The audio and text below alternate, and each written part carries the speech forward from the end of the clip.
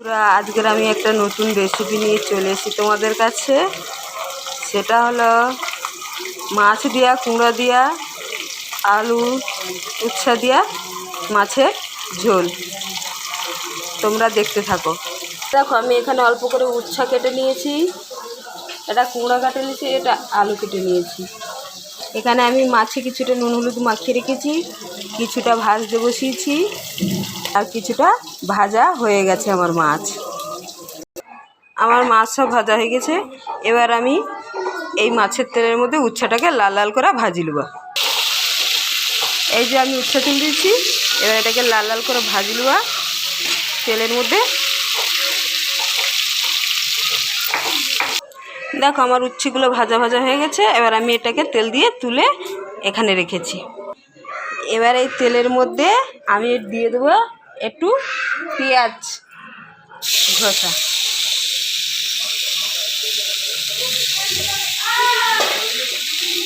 দিয়ে এটাকে নাড়ব।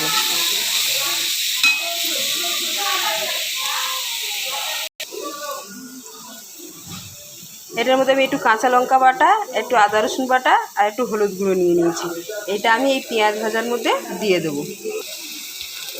এর মধ্যে এবার এই বাটা মশলাগুলো আমি সব দিয়ে দিলাম।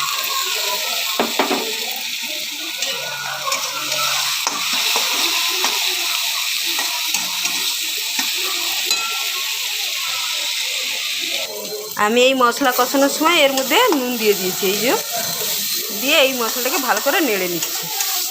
মশলাটা আমার একটু ভাজা ভাজা হয়ে গেলে এর মধ্যে আমি দিয়ে দেবো এই ধুয়ে রাখা কুমড়ো আর আলু।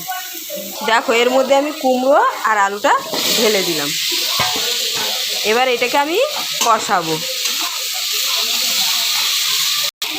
দেখো, কুমড়ো আলুটা আমার কষানো কষানো হয়ে গেছে। এবার এর মধ্যে একটু জল ঢেলে দেবো।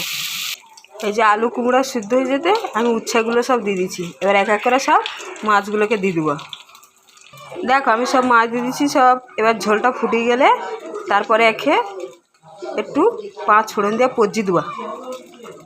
আমার মাছের তরকারি ভালো করে ফুটে গেছে। এবার এটাকে লাবিয়ে নিব। আমি কড়াইয়ের মধ্যে এই যে এই 5 ফোড়নগুলোকে দিয়ে দিচ্ছি সব। এবার এর মধ্যে একটা তেজপাতা দেবো, তেজপাতা দিয়ে দিচ্ছি। এবার তরকারিটাকে পজি দেবো। এর মধ্যে একটু ফোড়নটা পুড়ি যাও তারপরে। এবার এর মধ্যে আমি তরকারিটাকে পজি দেবো।